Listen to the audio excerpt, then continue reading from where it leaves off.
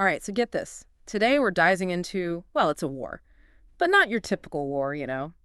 It's the Great Emu War of 1932.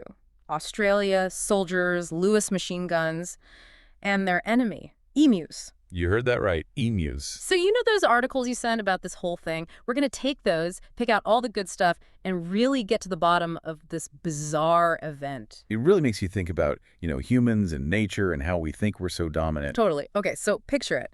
1930s Western Australia. Mm. The Great Depression is happening, and farmers, a lot of them, they're WWI vets trying to, get back on their feet. Right. But it's not just the economy that's a problem. They've got another enemy, about 20,000 emus. These emus are migrating, they're going right through farmlands, and they're just wiping out wheat crops. And these emus, they weren't just a little problem. They showed up right when this bad drought hit. So the farmers, they're already struggling, crops are failing. Then you've got these giant birds eating whatever's left. You can kind of see why the government eventually took such a strong action. They actually sent in the military. Oh, yeah. That's a desperate situation for sure. So the farmers, they're asking the government for help, and the government's like, okay, we'll send the army. Major GPW Meredith, he's leading the charge. Kind of dramatic, don't you think? It is, yeah. The Minister of Defense, Sir George Pierce, he gave the go-ahead. 2 soldiers, they get Lewis guns, and get this, 10,000 rounds of ammo. Their job. Get rid of the emus. Yeah. What's interesting, though, is, the weapon they picked, these Lewis guns, they were meant for, trench warfare. Fighting enemies in trenches, not these fast birds all over the place. They were kind of set up wrong from the start, tactically speaking. Okay, so on one side, you've got soldiers ready to fight with some serious firepower, and on the other side, you've got emus. Big flightless birds. You'd think easy win for the army, right? Not so fast. What really surprised everyone was how tough these emus were. They could get hit with multiple bullets and just keep running. Turns out those Lewis guns, yeah, they're deadly in the right situation, but not so much against these birds. Wow, that's crazy. Like something out of a nature documentary, but gone wrong. Yeah, and it wasn't just that they were tough. Emus, they were actually smart, tactically, I mean. They'd spread out into small groups, so they're harder to hit. And they were always changing direction, dodging the bullets. They even seemed to have, a lookout system to warn the others about danger. One ornithologist back then, he even called it guerrilla tactics. Imagine that, these birds outsmarting trained soldiers. And we can't forget how fast they are. Emus, they can run 50 kilometers. That's over 30 miles per hour. Basically, they were outrunning military vehicles in the outback. Try hitting a target that's running that fast, A&D dodging all over the place. It really shows you how adaptable emus are. They've evolved to survive in the Australian outback. They're fast, they're agile, they know the land. In this weird war, they definitely had the upper hand. So we've got these emus, tough, they know what they're doing, and they're totally outmaneuvering soldiers with machine guns. Yeah, what did the Australian military do about this? It doesn't sound like it was going very well for them. Well, trying to, adapt to these emus, it was way harder than they thought. They had all these problems. Their guns kept jamming, the outback, it's dusty, and those conditions just mess with the guns. Oh, right. Yeah. And then trying to aim from a moving vehicle, forget about it. Plus, they didn't know the area well. It was hard to even keep track of the emus. It's like the emus had home field advantage or something. They knew the land, how to move, and they were using the soldiers' weaknesses against them. Yeah, exactly. And so the result, not exactly a victory for the Australian army. Not bad. They pulled out after about a month of this fighting. Mm-hmm. They'd used almost all their ammo, and they hadn't even made a dent in the emu population. I can see the headlines now. Emus won, Australian Army 0. Oh, the media loved it. Newspapers all over the world, they were writing stories making fun of the Emu War. They were saying it was like David and Goliath, but this time Goliath got beat. Wow. Yeah, it became this cautionary tale, don't underestimate how hard it is to control wildlife. Especially in a place like the outback. It's pretty harsh and unpredictable. So what happened after the army left? Did the emus just, celebrate their victory?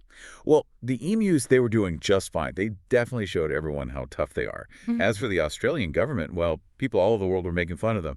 The Emu War became, this embarrassing thing for them. Right. It made them look incompetent, like they couldn't even handle something that seemed so easy. It's funny, but it also had some real political effects, huh? Oh, yeah, for sure. People were even debating the Emu War in the Australian Parliament. Politicians were questioning if the whole thing was even worth it. Using all those resources, it just made the whole situation look even more ridiculous.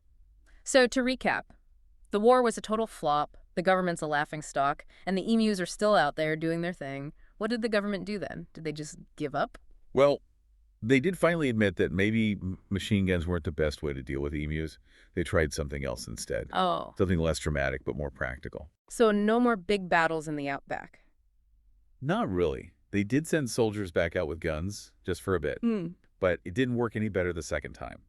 This time, though, they were more focused on controlling where the emus went, not just killing them all. Yeah, that makes more sense.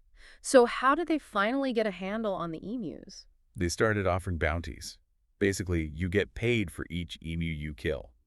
Hmm, interesting. It encouraged local hunters and farmers to help reduce the emu population. That sounds more effective than sending in the army. Did it work? It seems like it did, yeah. The records show over 57,000 bounty claims in just 6 months. Wow, that's a lot. Bounties can be a problem sometimes, people hunting too much. But in this case, it actually helped a lot. The emu numbers in those areas went down significantly. So the emus were finally under control, not by the army, but by paying people to deal with them. Yeah, it's a pretty interesting example, isn't it? It is, yeah. Shows how humans, even when we mess up at first, can still find a solution. It's like we can be creative even if we're not always smart about it. Exactly. And sometimes the best solutions aren't the most obvious ones. Like in this case, local efforts and a more focused approach worked better than a whole military operation. Yeah, it seems like the Australian government learned a lesson about picking their battles. They did. And they also started building fences to keep emus out of the farms. They still use that strategy today. Oh.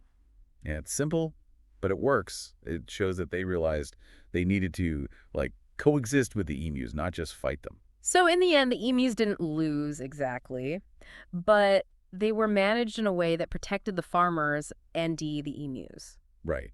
And that brings us to something important.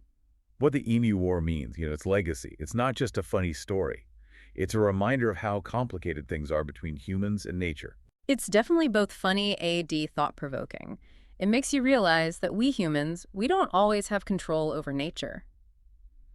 Okay, so we've covered a lot of ground here. The farmers, how they were struggling, the government's maybe a bit extreme response, and of course the emus, tough as nails, even strategic. But what's the takeaway for us listening? It can't just be about, laughing at soldiers losing to birds, can it? No, not really. The Emu War, it might seem like, just a weird thing that happened once, but it actually, I think, teaches us something about how we deal with nature, something that's still relevant today. Okay, I'm listening. What kind of lessons? Well, for one thing, it shows us that nature is powerful. Hmm. Can't always control it, no matter how much technology we use or how many guns we have. The emus, in a way, they made the Australian government see that there are limits to what humans can do. They adapted, survived, and in the end, they thrived, even with humans trying to stop them. That's kind of a humbling thought, huh? Like, these emus didn't care about, economics or military stuff. They were just being emus, and they proved that sometimes nature wins, even against our best plans. Yeah, exactly. And it also points to something else. We need to be smarter about how we deal with wildlife. The Emu War, it wasn't just good guys versus bad guys, humans versus nature. It was more complicated than that. It was about the environment, economics, and maybe even humans thinking they're more powerful than they really are. So instead of immediately doing something drastic, maybe we should try to understand why these conflicts happen and find better solutions, like what the Australian government eventually did with the bounties and fences to manage the emus. Right. It's about finding ways to live with wildlife, realizing we share this planet. What we do affects the whole ecosystem. The Emu War, even though it sounds kind of silly, it showed that we need to change how we think about these things. Are there modern examples of this? Are we still making the same mistakes with wildlife? Unfortunately, yeah. It's happening all over the world. Think about the debates about deer populations or controlling invasive species. It's the same problem. How to balance what humans need with what's good for the environment. Finding solutions that are humane, effective, and don't just cause more problems later on. So we're still figuring things out, huh? Trying to figure out how to live with nature. And sometimes we learn from the weirdest things, like emus outsmarting an army. Exactly.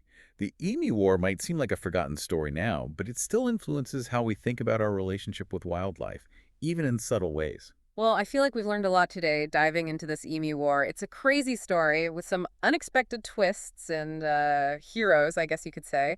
And it definitely makes you think about our place in the natural world. It does. It reminds us to be humble, respect nature, and learn from our mistakes. After all, like we saw with the emus. Nature always has a way of surprising us. Couldn't have said it better myself. Thanks for joining us on this deep dive into the Great Emu War. Until next time, stay curious, keep exploring, and remember, even the toughest opponents can come in small, feathery packages.